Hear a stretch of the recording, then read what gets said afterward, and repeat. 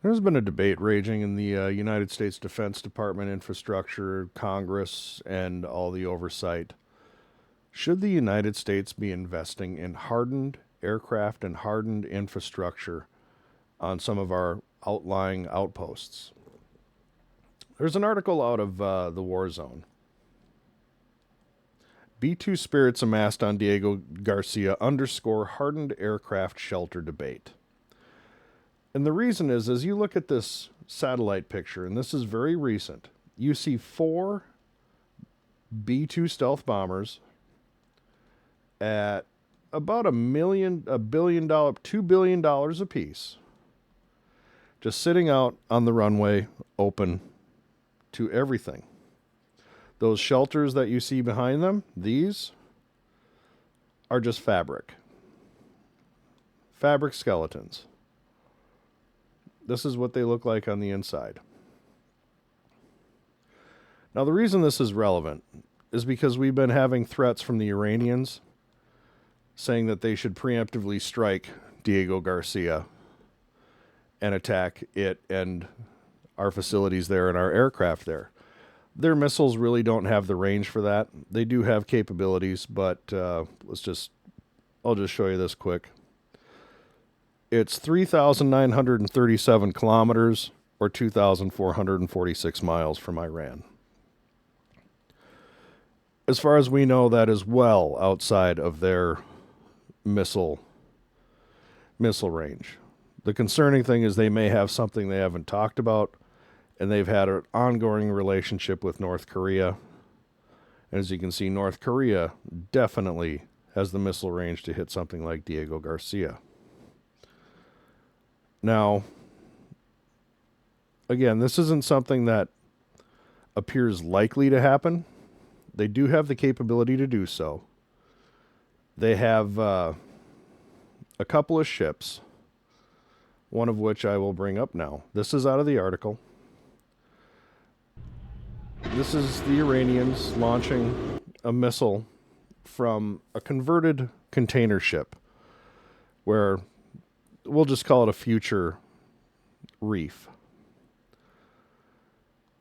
And this vessel has been 1,200 miles away from Diego Garcia, which is well within the missile range of a lot of the Iranian missile capabilities, which I will highlight here. The Iranian missile capability is limited. The effectiveness of Iranian missiles is numbers. Here's a couple of things to highlight that. This is a still image of the trail. It's a long exposure of the missile trails on the attack of the Israeli airbase a few months ago. Oh, actually, it would be a year ago. This is one video view of it. This is what it would be like. It's muted, of course, for obvious reasons. But we can see the speed and the number of impacts here. We'll go to another video. This is the same attack from a different angle. That's a lot of missiles coming in. And again, this is all done with barrage. So 1s and 2s, missile defense systems can definitely take care of that. But as we saw with their attack on Israel, it's their barrages. Can that affect Diego Garcia? Not very likely. Not very likely. This is the result of those strikes. This is a satellite image showing the hits. As you can see, it certainly isn't Tomahawk cruise level accuracy or something you'd expect from the United States, China, or Russia, or Israel, or any major Western power. However, the inundation of missiles caused damage. And that inundation, although not really possible at a place like Diego Garcia, is still a threat. And this is from the article out of the war zone, but I wanted to highlight this. This shows the 400-foot radius of a missile armed with cluster munitions. This radius is the kill radius of each missile. As you can see, Diego Garcia, on the upper right-hand corner here, a total of 5 missiles would render the entire apron. Let's go back here. This could be covered by 5 missiles. I think that's relevant to point out. And 5 others could handle the fuel storage and other facilities. So a total of 10 missiles could knock out 11, 12, $20 billion worth of United States military hardware. And according to the war zone, these numbers represent, where is it? Somewhere between 20 and 35% of the entire fleet of B-2s. That is substantial. That is very substantial. And in this article, it goes through why hardened facilities are needed. Talking about a cluster munition that lands on your apron, on your flight line, and 450-foot radius knocks out anything there. It may not blow it up, but it's going to put enough holes in it that you're going to either be spending forever fixing it, or it's useless. And $20 billion is a lot of military assets to be sitting on a tarmac, wide open, in the air, not underneath a hardened aircraft shelter. And this isn't something that the United States wants to do. This is a satellite image, the result of a Ukrainian drone strike on a Russian airbase that took out an Su-57 Felon, and possibly a second one, damaged. What's the result of this? Well, now the Russians are building hardened aircraft shelters. This is a picture from the Crimean Peninsula of the Russians now building hardened aircraft shelters at forward operating air bases. And it's not like the United States Air Force is allergic to hardened aircraft shelters. This is a picture of one in Europe. But it's very important that the United States really consider hardened aircraft shelters. This is a new one from China. This is a hardened aircraft shelter that they are building in the hundreds. Hardened aircraft shelter for J-10 fighter.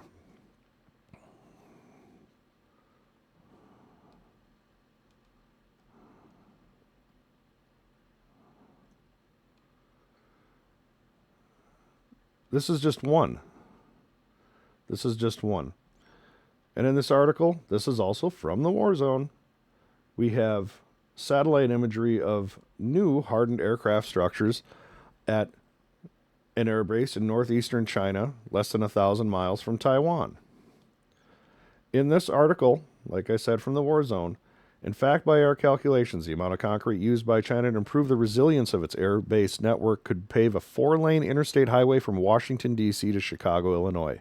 It continues. As a result, China now has 134 air bases with 1,000 nautical miles of the Taiwan Strait, airfields that boast more than 650 hardened aircraft shelters and almost 2,000 non-hardened aircraft shelters. Why do you think China is hardening up? Because they know there's going to be missile response, cruise missile response. In the United States, there is a constant resistance. There is a constant resistance to hardening of aircraft shelters, to hardening of infrastructure.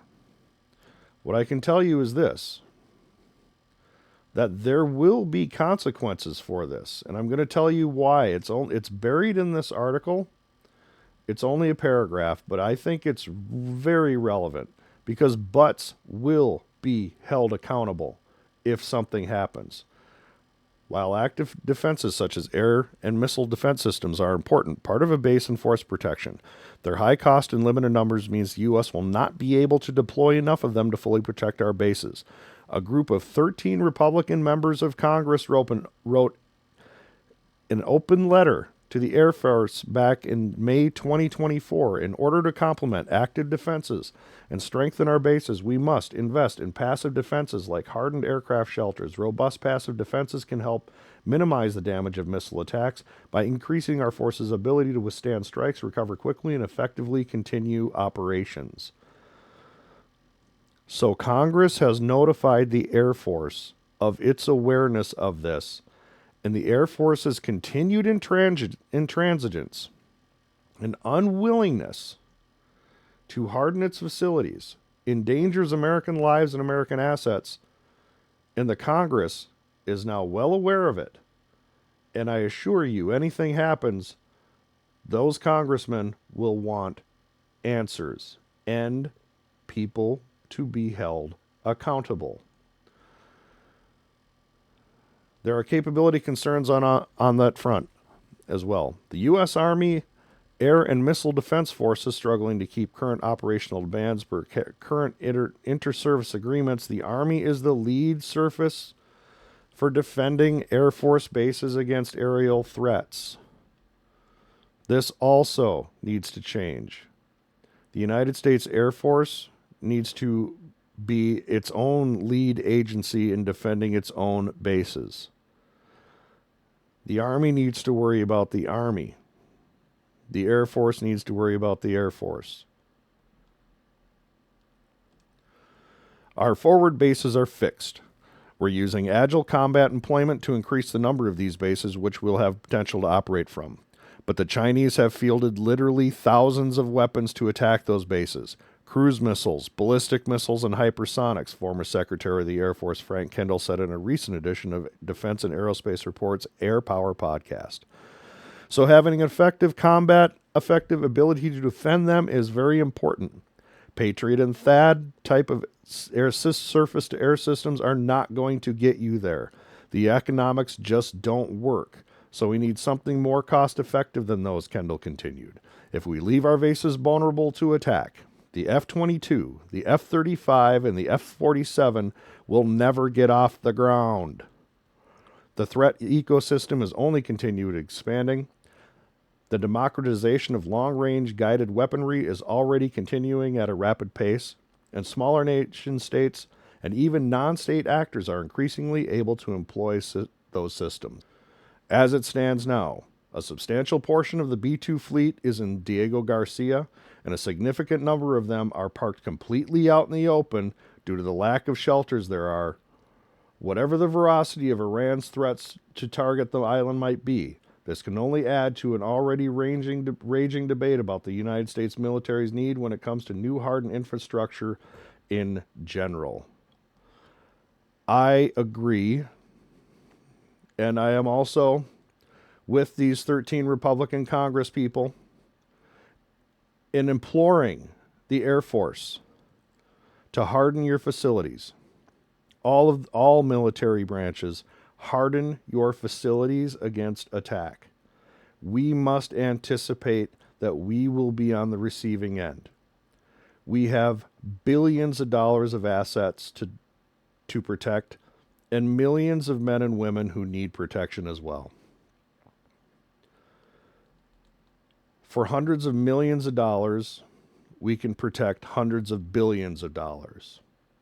It seems like a return on investment that makes sense to me. I understand the deployment doctrine that they're using, trying to spread everything out, but there's no reason that where you spread them doesn't also require protection. I wanted to bring this to you today. I'm going to put everything that you saw here in the description. I think it's very important that the United States military lose a little bit of the hubris it has and start understanding that in a peer-to-peer, you will be on the receiving end. There is no omnipotent warrior. We have been fighting nowhere near peer adversaries now for 30 years. Like this article says, Iran may not be able to strike Diego Garcia today, but China If they so chose to and we were in a conflict, today, from China's mainland, could rain missiles down on Diego Garcia. And what would be our response other than to sit there and take it? Obviously, we'd be in a war. You know what I mean? We would obviously retaliate, but not my point. We wouldn't be able to withstand that attack and have Diego Garcia be functional. No less have the assets on Diego Garcia be employable. I know it's a long video, but I think it's an important subject and I want to bring it to your attention. I want to thank you all for listening, and if you made it this far, I sure do hope you hit the like button and subscribe and share it with a friend. Let them know. The United States is gambling with billions of dollars and thousands of lives because we won't buy a little bit of concrete. Seems arrogant to me. Thank you.